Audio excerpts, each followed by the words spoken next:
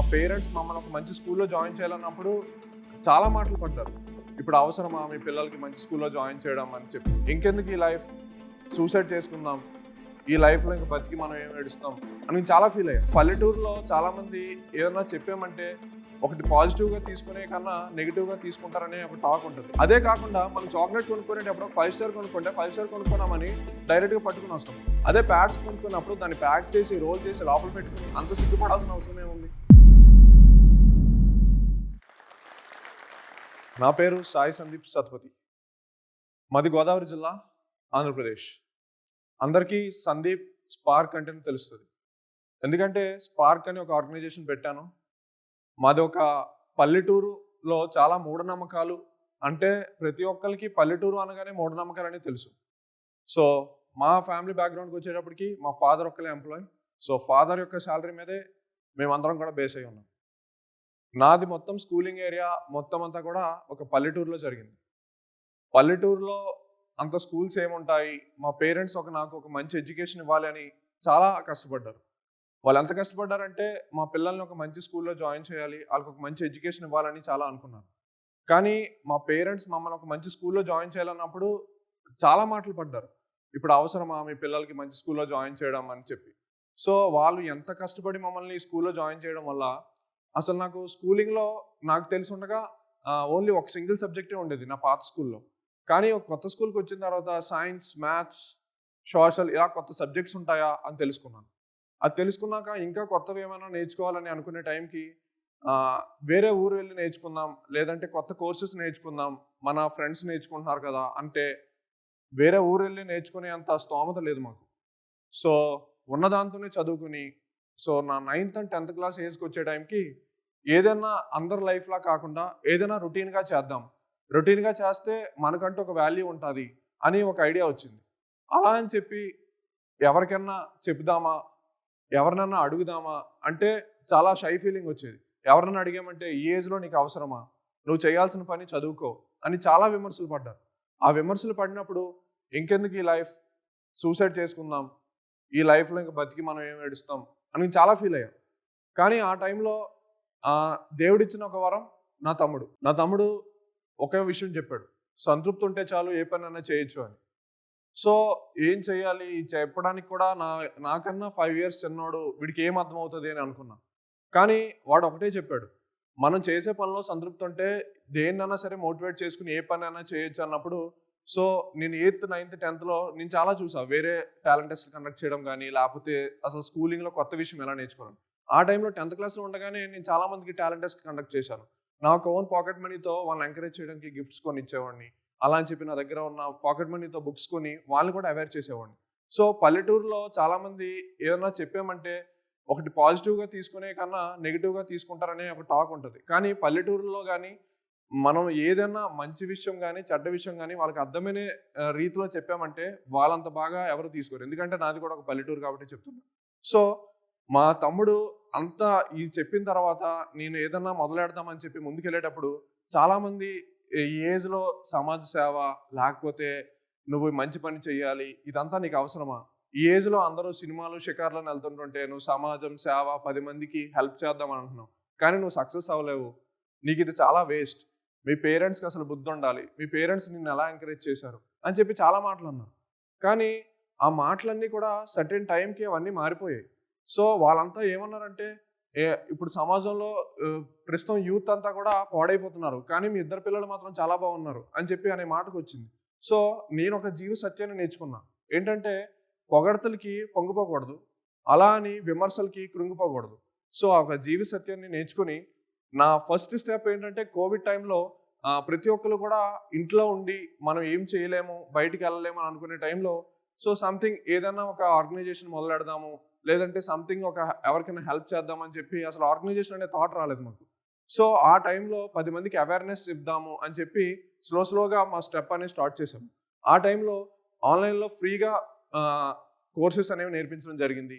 So schools close అయ్యాయి. So విద్యార్థులకి something awareness classes ఇద్దాము, సైంటిఫిక్ టెంపర్ అనేది పెంచుదామని చెప్పి స్టార్ట్ చేసాం. సైన్స్ అంటే గ్రామాల ప్రాంతాల్లో క్లాస్ రూమ్ వరకే పరిమితం అనుకుంటాం, కానీ సైన్స్ అంటే రాకెట్ లాంచింగ్ పరిశోధనలు చేసి గ్రామ స్థాయిలో కూడా సైన్స్ అనేది ఎంత డెవలప్ చేయమో అనేది చూపించాం. ప్రస్తుతం ఉన్న యువత పాడవుతుంటుంటే మేము సాధారణ విద్య కాకుండా సాంకేతిక విద్యను అందించడానికి ముందుకు వచ్చాం. మా తాతగారు చిన్నప్పుడు ఒక సామెత చెప్పేవారు. సామెతే కాదు, అందరికీ తెలుసు. ఇండియా ఈజ్ డెవలపింగ్ కంట్రీ అని ఇప్పటికీ మనం వింటున్నాం. నాకు మా చిన్నప్పుడు తాతగారు కూడా అదే చెప్పారు. కానీ ఇప్పుడు నేను ఏమనుకున్నానంటే, ఇండియా ఈజ్ డెవలప్డ్ కంట్రీగా చేయాలంటే ప్రతి పర్సన్ కూడా ఒక మోటివేషన్ అండ్ ఒక అవేర్నెస్ ఉండాలి. ఈ యొక్క సూపర్ ట్యూషన్స్ అనేది, ఒక మూఢనమ్మకాలు అనేది మనం తరిమి కొడితే ఈ యొక్క ఇండియా ఈజ్ డెవలప్డ్ కంట్రీగా చూడగలం. అదే నేనేమనుకున్నానంటే, ఈ యువతని సైన్స్ అనే రథాన్ని లాగితే ఎలా ఉంటుంది, సో సైన్స్ మీద ఈ మూఢనమ్మకాలను తరిమి కొట్టి మనం ఎలా చేయాలి అనే దాని మీద. మీ అందరికీ తెలుసు, పల్లెటూరులో అనే కాదు, సిటీస్లో కూడా పీరియడ్స్ అనగానే ప్రతి ఒక్కరు చాలా సైలెంట్గా ఉంటాం. పీరియడ్స్ అనేది మన ఇంటిలో మన అక్క, చెల్లి, మన మదర్ అందరికీ వచ్చే సేమ్ ప్రాసెస్. ఆ ప్రాసెస్ని కూడా మనం ఎందుకు ఒక షై ఫీల్ అవ్వాలి? అదే కాకుండా మనం చాక్లెట్ కొనుక్కునేటప్పుడు 5 స్టార్ కొనుక్కుంటే 5 స్టార్ కొనుక్కున్నామని డైరెక్ట్గా పట్టుకుని వస్తాం. అదే ప్యాడ్స్ కొనుక్కున్నప్పుడు దాన్ని ప్యాక్ చేసి, రోల్ చేసి లోపల పెట్టుకుని అంత సిగ్గుపడాల్సిన అవసరం ఏముంది? సో అక్కడ మూఢనమ్మకం అనేది చాలా ఎక్కువ అవుతుంది. ఆ మూఢనమ్మకాన్ని తొక్కాలని చెప్పి మీ సాంకేతిక విద్య అనేది మొదలుపెట్టాం. సో ఈ పరిశోధన సాంకేతిక విద్య ఏంటంటే ప్రతి మూఢనమ్మకాన్ని తరిమి కొట్టాలి. ఆస్ట్రాయిడ్ డే అంటే అందరికి ఏదో ఆస్ట్రాయిడ్ వచ్చి భూమి అంతమైపోతుందని చెప్తే అది ఆస్ట్రాయిడ్ డే అది దానికోసం సహజంగా చెప్పాం. అలాగే గ్రహణాలు బయటికి వెళ్ళి చూడకూడదు అంటే టెలిస్కోప్ పెట్టి పల్లెటూరులో ప్రతి ఒక్కరికి ఇది సహజ ప్రాసెస్ అని చూపించాం. సో ప్రతి ఒక్కరు కూడా ఇక్కడ మైనస్ అవుతుంది ఏంటి అంటే, అది ఏదో చేస్తే అది ఏదో ఉంది అని ఒక భూతంలో చూస్తున్నాం. ఆ భూతం ఏమీ కాదు, అదంతా కూడా ఒక సహజ ప్రాసెస్ అని చెప్పి మేము చూపిస్తున్నాం. దీనికి మేము చేసిన చాలా విషయాల్లో ఈ యొక్క సైబర్ క్రైమ్స్, ఇప్పుడు ప్రస్తుతం సైబర్ దాడులు అనేవి చాలా జరుగుతున్నాయి. నేను ఒక సైబర్ దాడులని చాలా ఎదుర్కొన్నాను. సో నాలా 10 మంది సైబర్ దాడులను ఎదుర్కోకూడదు. ప్రస్తుతం లోన్ యాప్స్, సైబర్ క్రైమ్ ఇలాంటివి చాలా జరుగుతున్నాయి. వీటిని తగ్గించాలని చెప్పి పోలీస్ డిపార్ట్మెంట్స్తో కలిసి సైబర్ దాడుల్ని చాలా నిర్వహించారు. ఇప్పటికొచ్చి మేము 1500 వర్క్షాప్స్ కండక్ట్ చేసాం, 2000 మెంబర్స్ని ట్రైన్ చేసాం. సో ఈ సైంటిఫిక్ ఎడ్యుకేషన్ని చాలా departments, education department and police డిపార్ట్మెంట్తో కలిసి చాలా అవేర్నెస్ క్లాసెస్ కండక్ట్ చేస్తున్నాం. నా ఆర్గనైజేషన్ స్పార్క్ అంటే scientific program for academic and research cube. ఈ దాంట్లో అందరూ కూడా పాకెట్ మనీస్తో హెల్ప్ చేస్తున్నాం. చాలా మంది ఆర్గనైజేషన్ పెట్టావు, చాలా ఫండింగ్ ఉండాలి అన్నారు. ఆర్గనైజేషన్ పెట్టాలంటే ఫండింగ్ ఉండాల్సిన అవసరం లేదు. ఆర్గనైజేషన్ పెట్టి మనం మంచి చేయాలి అంటే మన దగ్గర ఉన్న ₹1 కూడా చాలు. అదే ఒక విషయంతో మేము ఈ ఆర్గనైజేషన్ పెట్టాను. ఎవరైతే మమ్మల్ని తిట్టారో ప్రతి ఒక్కరు కూడా మమ్మల్ని పొగుడుతున్నారు. ఇంకా నా లైఫ్లో అచీవ్మెంట్స్ చెప్పాలి అంటే, నాకు ఇండియన్ బుక్ ఆఫ్ రికార్డ్స్ వచ్చింది, Telugu book of world records వచ్చింది. అదే కాకుండా ఒక ఐఏఎస్ లెవెల్లో, ఐపీఎస్ లెవెల్లో ఉండే పర్సన్స్ నా కోసం ఏమని చెప్పారంటే, స్టేజ్ మీద సందీప్ని కన్నా తల్లిదండ్రులకు కాళ్ళకి దండం పెట్టాలి. సో ఇప్పుడున్న యువత అంతా కూడా ఇలా అవుతుంటుంటే, వీళ్ళు ఒక ముగ్గురితో స్టార్ట్ అయిన ఇప్పుడు 300 మంది జనం చాలా దేశాల్లో, మా ఆర్గనైజేషన్ చాలా దేశాల్లో, చాలా ఖండాల్లో కూడా స్థాపించాం. సో ప్రతి ఒక్కరం కూడా, అందరికీ మనకు తెలుసు శ్రీమంతుల్లో డైలాగ్, అందరికీ తెలిసింది ఏంటంటే, ఏమైనా లోపల దాచుకుంటే లావ్ అయిపోతాం కదా. సో మనకు తెలిసింది 10 మందికి తెలియపోతే మనం లావ్ అయిపోతాం. సో ఇది కామెడీగా చెప్పా, ప్రతి ఒక్కరు కూడా మీకున్న నాలెడ్జ్ని 10 మందికి షేర్ చేయడానికి ఏదైనా ఒక మంచి పని చేయండి. ప్రతిరోజు కూడా ఏదో ఒక మంచి పని చేయండి.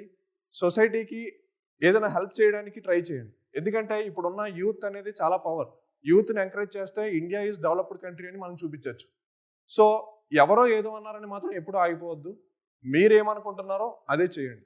సో మీ యొక్క లెవెల్ అనేది పెరుగుద్ది. సో నిజంగా నేను ఈరోజు సూసైడ్ చేసుకుని ఉంటే ఈ జోష్ టాక్స్ స్టేజ్ మీద నేను ఉండకపోవచ్చు. సో దీనికి కారణం మా పేరెంట్స్, నా తమ్ముడు ధైర్యం.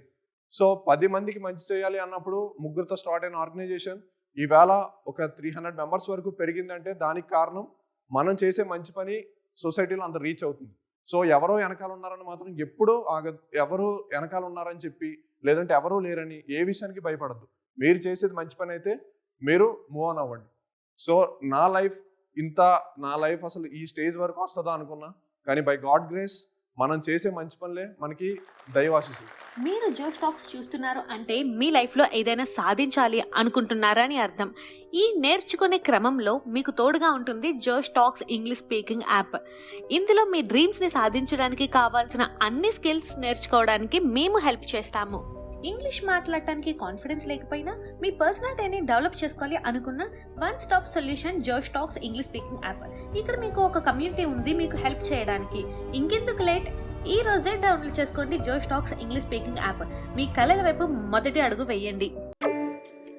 ఈ వీడియో పైన మీ అభిప్రాయాన్ని కింద కామెంట్స్ రూపంలో మాకు తెలియచేయండి. అలాగే ఈ వీడియోని మీ స్నేహితులకు మరియు కుటుంబ సభ్యులకు షేర్ చేయండి.